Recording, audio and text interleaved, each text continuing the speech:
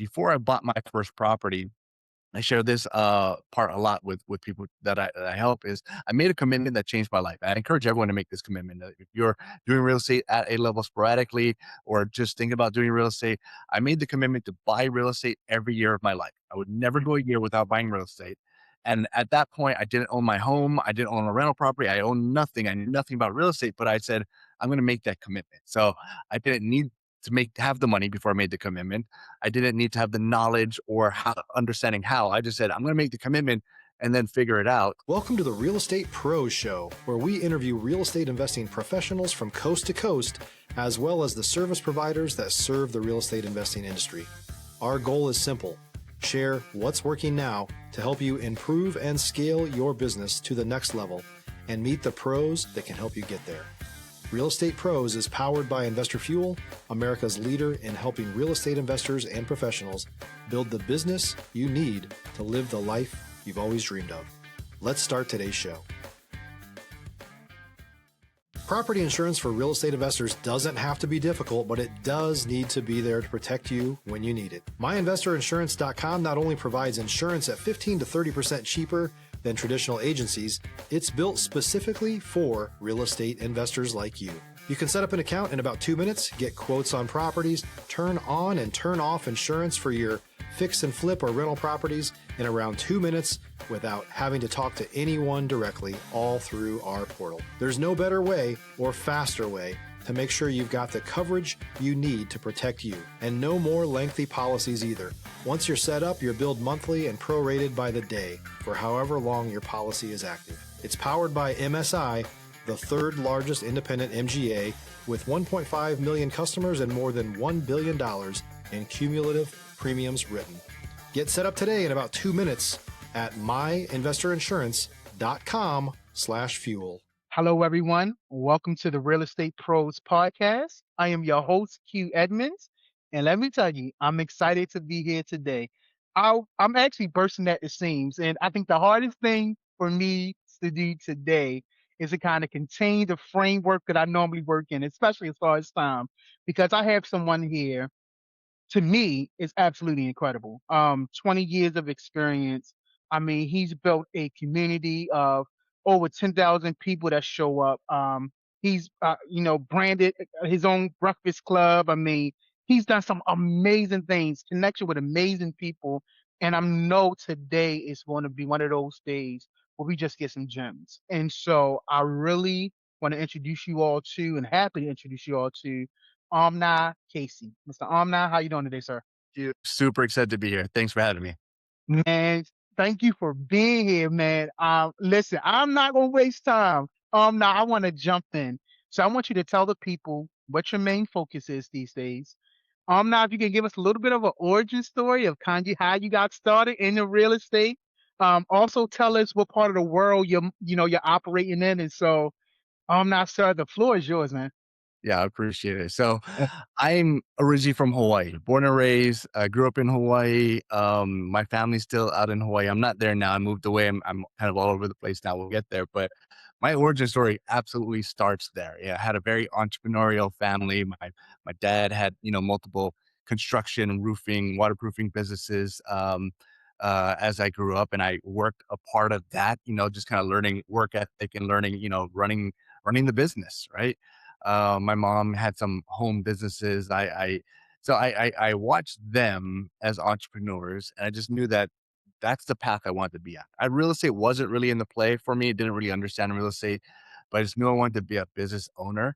And I just felt like that was my path. And so I multiple businesses as a kid growing up, and read a book that most people probably read by this point, Rich Dad Poor Dad, and that kind of reaffirmed my mindset. One, it helped realize I wasn't weird, or I was weird, but there's other weird people like me, right? Because I was thinking differently. I kind of thought like, why can't I just think like my cousins, my brothers, everyone else?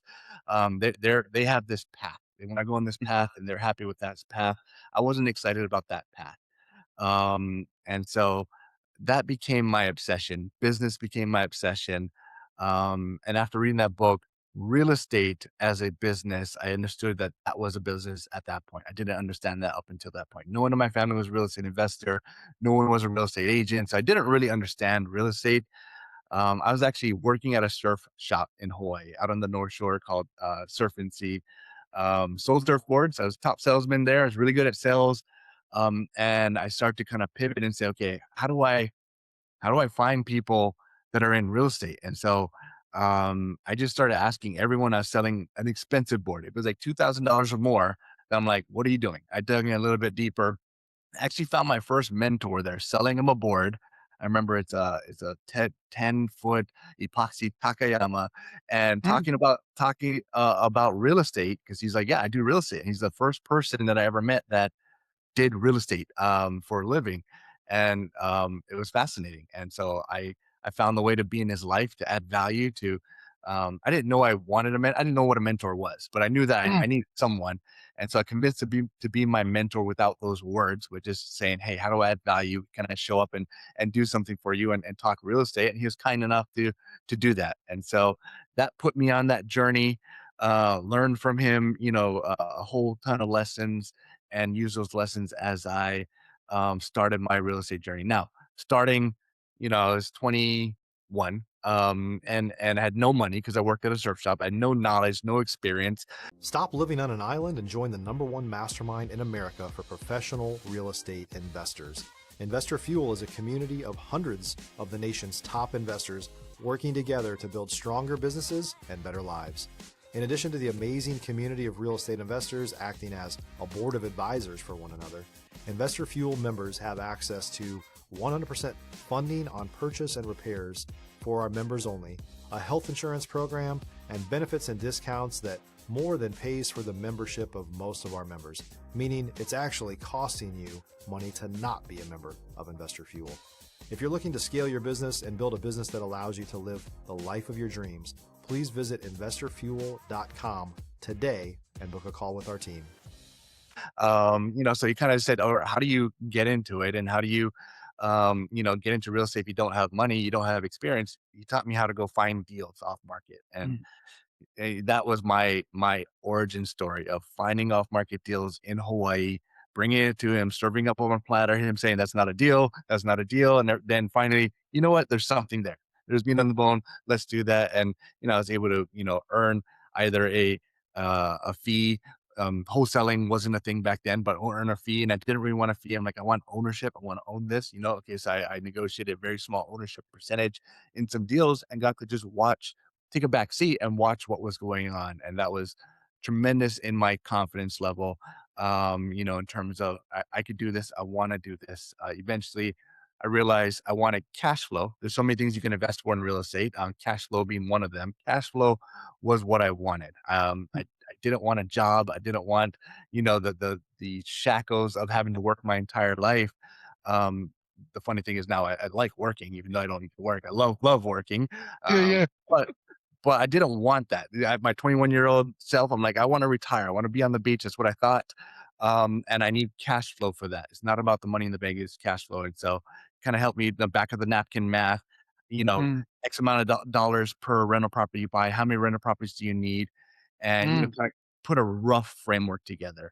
And before I bought my first property, I share this part a lot with people that I help. Is I made a commitment that changed my life. I encourage everyone to make this commitment. If you're doing real estate at a level sporadically or just thinking about doing real estate, I made the commitment to buy real estate every year of my life. I would never mm, go a year without buying real estate.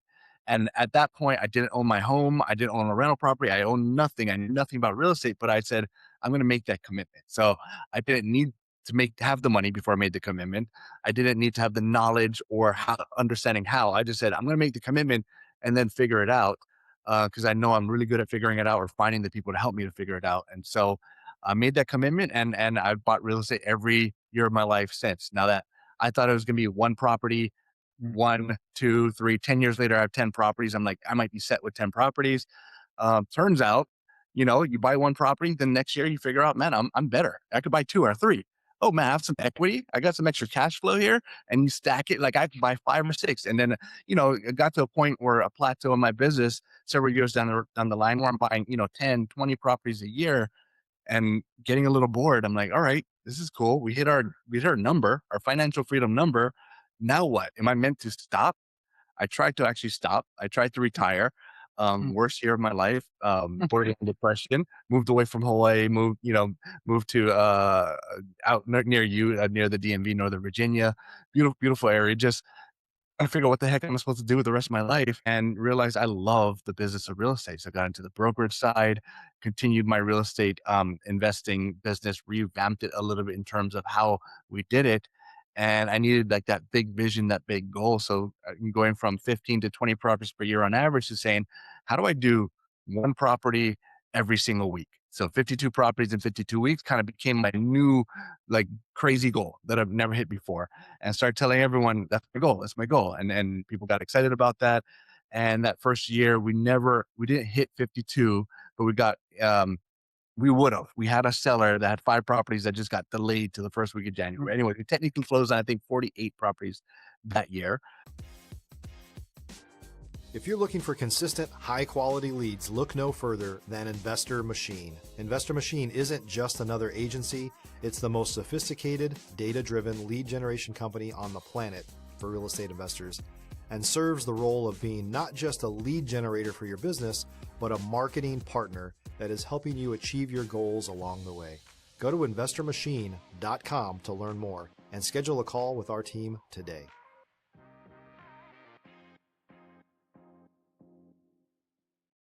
And I was bummed because I didn't hit my goal, but I'm realizing I did like more than double than what we normally did, right? And now, last month alone, we put 84 properties under contract. So we're scaling up at a pretty fast pace. Currently, my bucket of real estate and business, 3 main buckets to put it in: boring, safe, residential, long-term rentals. 90+% of what I buy are duplex, triplex, quadplexes. I buy in bulk. So I try to find tired landlords, buy the entire portfolio from them so that they can go off and retire and I stabilize that portfolio. So that's the vast majority of what I buy.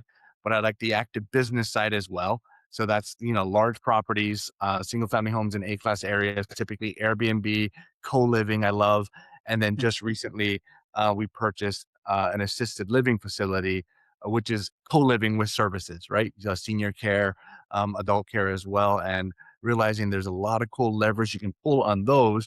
Definitely take more time, a lot more expense to run those. But if you're good at operations, if you're good at business, you can make more than someone that has an identical property right next to you, because you're better at business. And so, loving that aspect, still new in that assisted living, senior living side. And then my third group that I focus on is community. Just trying to build community. We have a community called the Cash for Breakfast Club, and it's education based. It's free for the public. We have close to 10,000 members now nationwide, meeting in person every single month. Just, everyone obsessed about real estate. At some point along the line, I realized I was unique or I was weird within my family.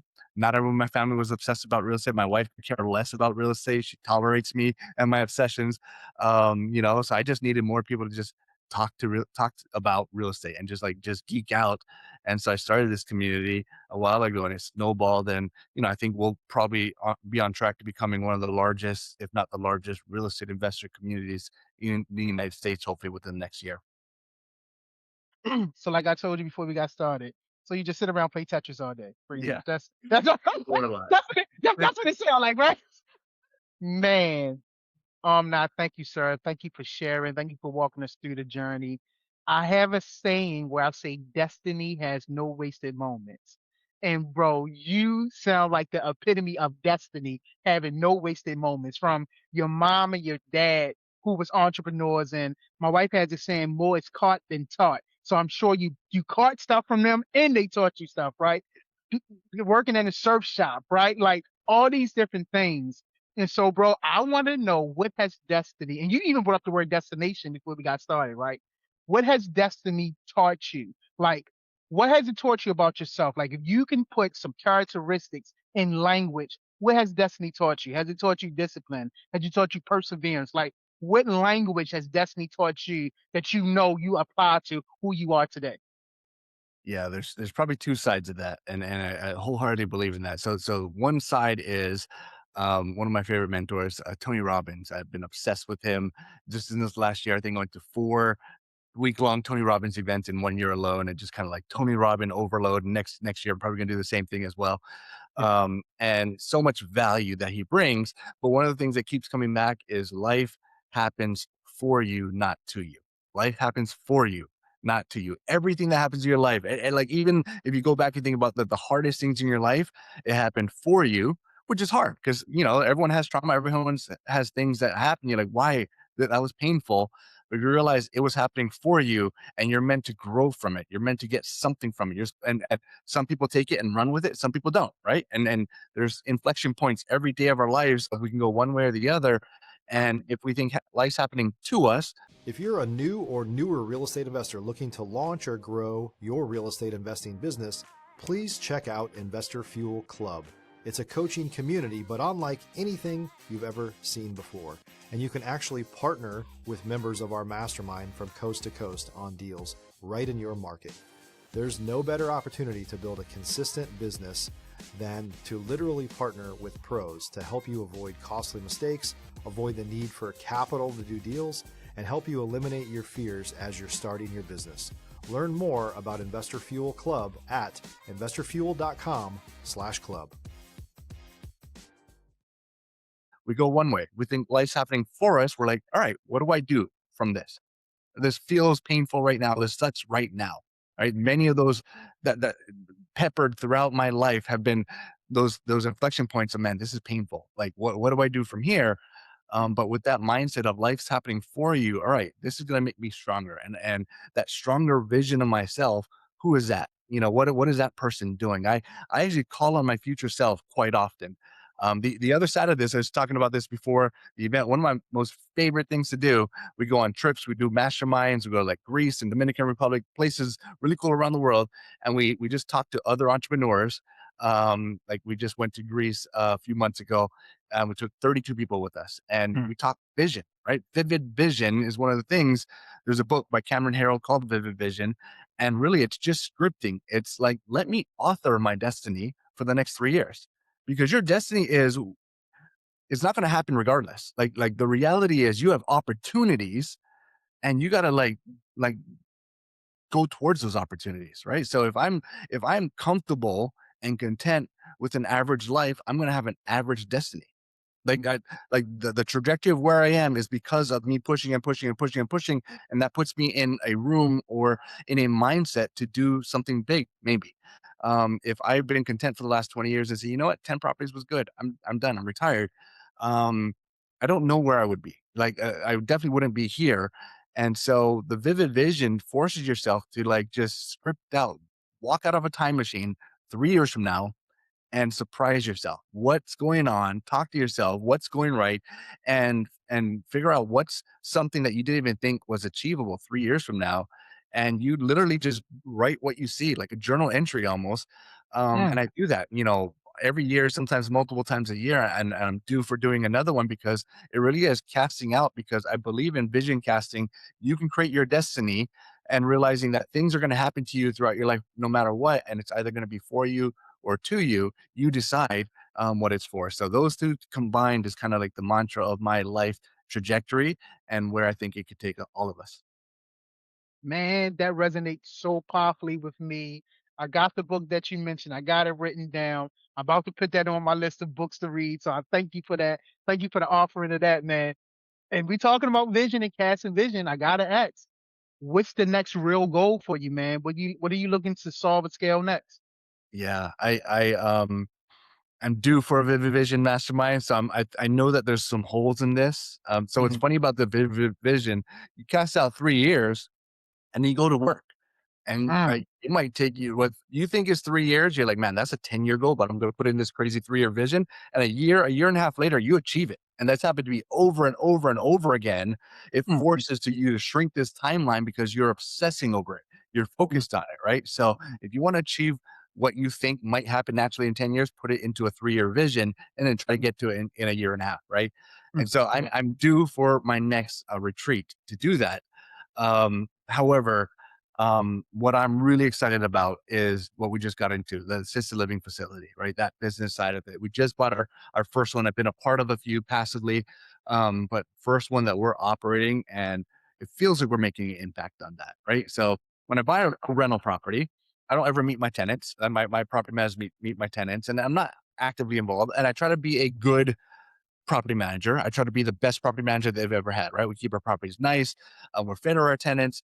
But seeing the difference between that and going to the assisted living facility and say, man, you guys have been living in this place has been updated for 30 years. And, you guys don't have clean, like, so they're living in a condition that I didn't like seeing.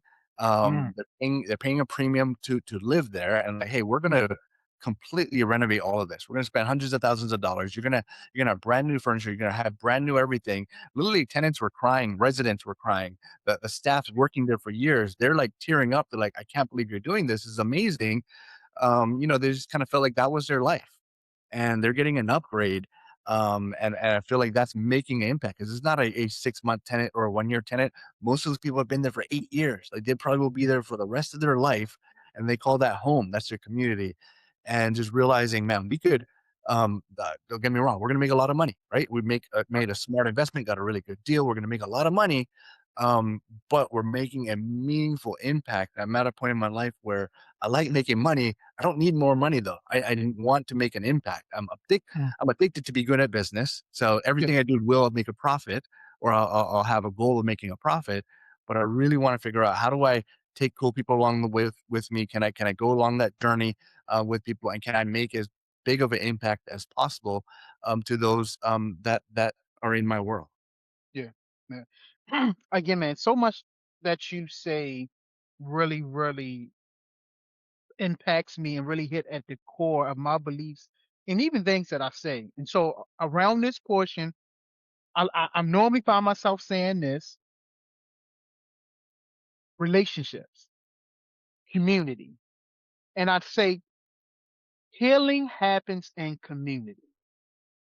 Like when you get around community is common unity, people in common unity, people of the same mindset, moving ecosystems together. So healing happens in community. And when you're around the right community, financial healing happens.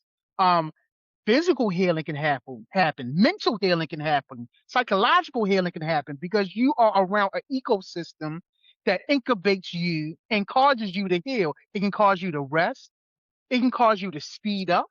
It can cause you clarity. Like, this is why I say healing's happening in community. So when I'm talking to somebody that puts a premium on community building, I have to pick their brain about relationships. So when it comes to relationship building, what is your strategy? Is relationship important to you? I believe it is the way you talk. Do you put a premium on it? I believe you do because of what you're building. So please, man, talk to me about relationships.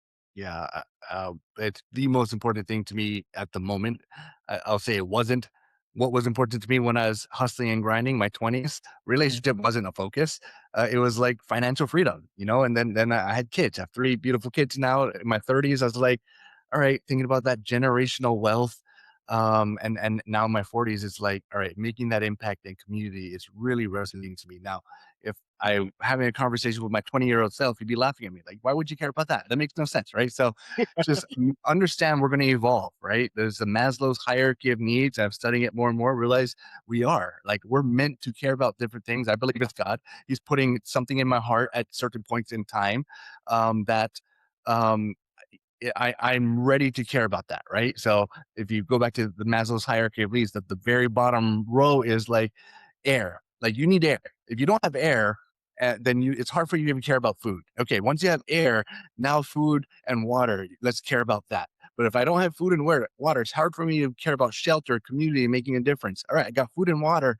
That's there. Now I get to care about something else. Now I get to care about relationships. All right, let me fix those relationships, get it to a level, and eventually the top is self-actualization, making a difference, making an impact. So no one starts out of the womb and says, hey, let me go make an impact. Like, no, they're like, I got to figure out how to walk, I figure out how to eat. And I think we're all just naturally going up this hierarchy of needs.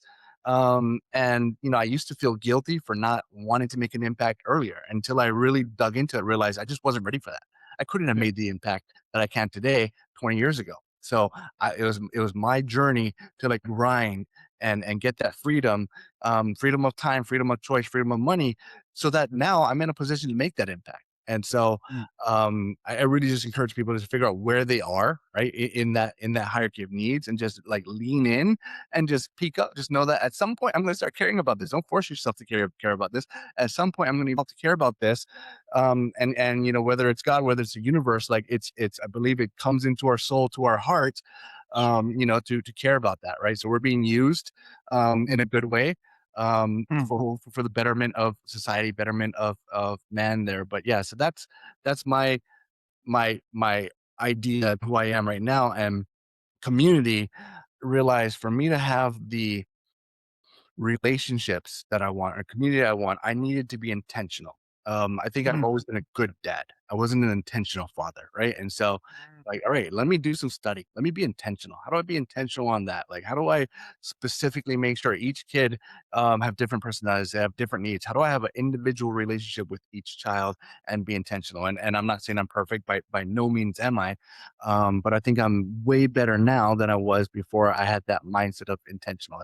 Learn, right? And go to these hire the coach, hire the mentor, go to masterminds, right? So many things. Once again, even just in this last year alone, Tony Robbins, like, man, there's something for relationship in there that's completely mm, changed my life, right? So it's all about intentionality. If I wasn't trying to be intentional, I would not be trying to improve a deficit in my life, right? And relationships have always been, I've been good at business, people's difficult for me. And so understanding, relating to, and so like just putting in the work to me being better, to manage those relationships. So all of my relationships are very intentional at the moment.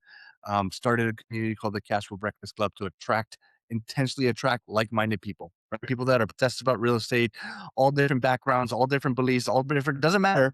We care about one thing. We have one thing in common, and so we can disagree on a lot of things. It's cool, but here's the one thing that, man, we're obsessed on. We believe if we get good at this, it can change our life.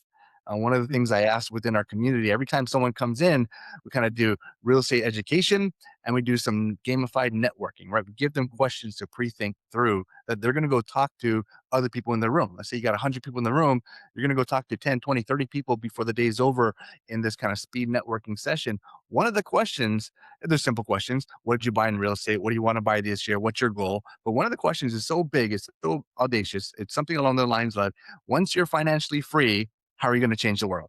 It's like, what the heck? That's a crazy. Like, who comes to a meetup thinking that, right?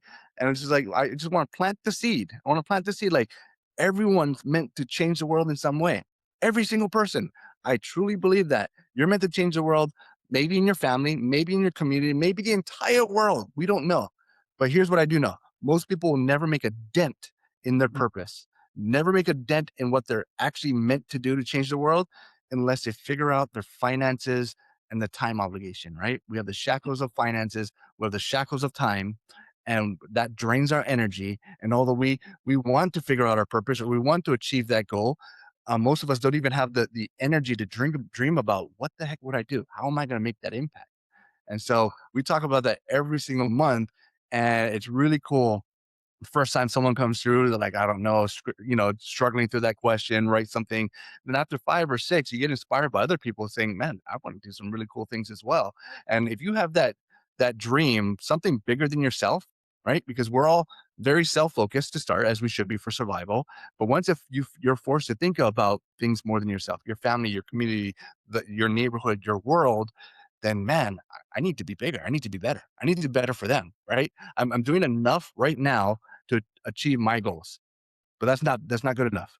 I need to do way more to achieve what I think I'm meant to do. And so, inspiring people to really put the belief that they're meant to change the world has been impactful. And so we're curating that room. And then from that room, we actually take it down to like a smaller group. We do these travel masterminds. mm, We go to Greece at least once a year. We go to Dominican Republic, go to some cool places for, 5 days, 6 days, 7 days.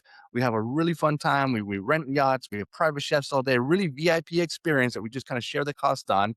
And then 2 hours a day, 3 hours a day, we're masterminding. We're talking through the hard questions like life, mm, relationships, business, going right, mm, what's going wrong, vision, all those things. And by the end of the day, at the end of the week, every single time I do this, like sometimes people know each other ahead of time. A lot of times they're strangers. I'm connected through this group. I'm connected to this person through this group. They get an invite, and by the end, they're lifelong friends. Like they're going on vacations together because you spend that much time intentionally having conversations with anyone. You build a bond and a relationship. So I'm at a point where I don't have time to mess around for 10, 15 years to figure out if we really like each other. If we're a good fit, we're gonna make this work. We're gonna figure out, or clearly you're gonna opt out because man, that guy's weird. I don't want to be a part of that Mm, world. That's completely fine.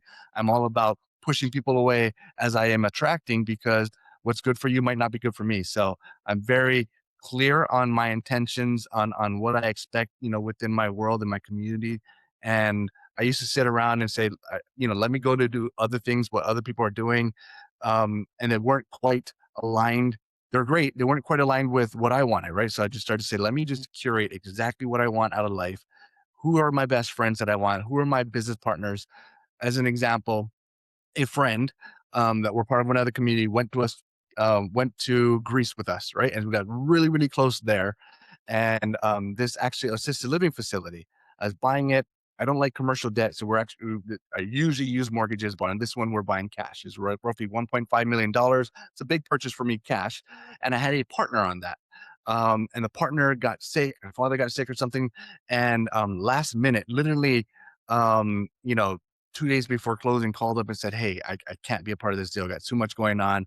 My father said complete," and I say, "Hey, completely okay. I get it, right?" And let my partner out of the deal. I'm sitting there. I'm like, man, I got to buy this by myself, cash, and I did. Luckily, I had some reserves. But it got tight, right? And I'm stretching out a little bit. I'm like, man, we're pouring a lot into this. I've got 80 other properties outside of this. I still need to fund.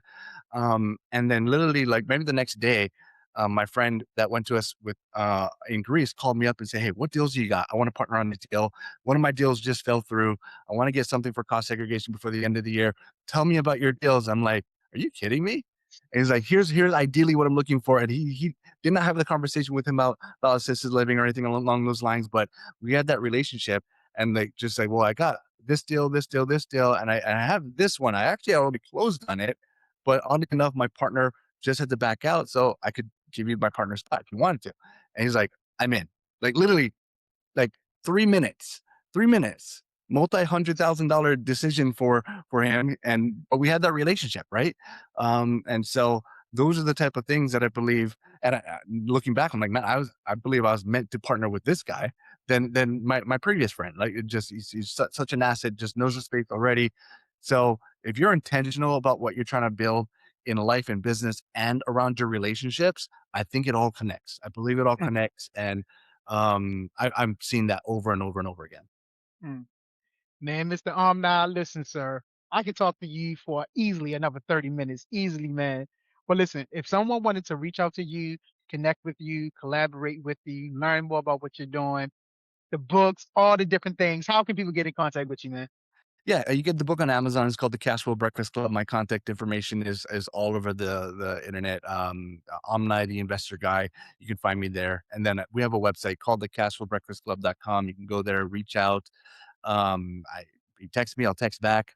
I love talking real estate. I love talking business. I love talking relationships, partnerships. We collaborate with investors all over the US. That's what we do. So I'm not teaching Cashflow Breakfast Club in all these communities. I find like inspirational people that like, hey, I want to build my community.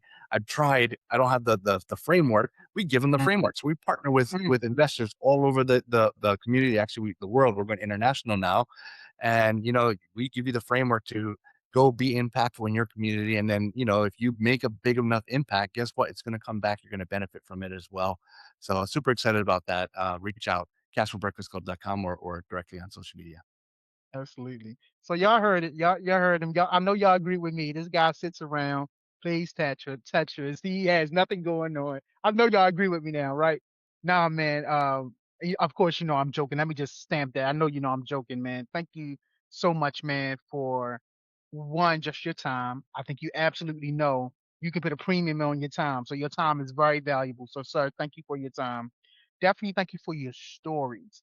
Um, Kobe Bryant, the late Kobe Bryant, before he passed away, he was on an interview with Lewis Howes on the School of Greatness podcast.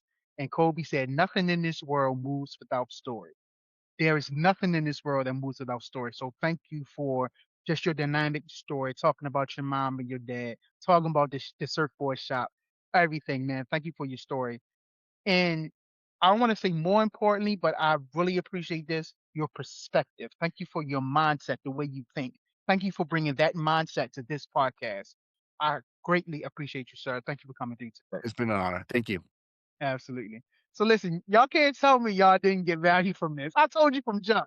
This guy was gonna give you value. Give you value after value. So definitely check out Omni. Oh, how I do that at the end? Omni. Check out Omni Casey for sure. But definitely make sure you are subscribed here because I promise you we're going to continue to bring up amazing people just like Omni. So sir, thank you again. And everyone else, we'll see you on the next time. Thanks for joining us for today's Real Estate Pros Show. You can learn more about the amazing benefits of the Investor Fuel Mastermind community, including surrounding yourself with hundreds of other rock stars, 100% financing for your deals, and members-only discounts from vendors you're likely already using that, as a member of Investor Fuel, will save you more than the cost of your membership. Visit investorfuel.com to learn more. If you're interested in joining us as a guest of this show, please visit investorfuel.com/pros to apply. You can also check the show notes for access to free resources, how to get access to world-class lead generation, and much more. Don't forget to subscribe so you never miss another episode. Have a great day. We'll see you on the next show.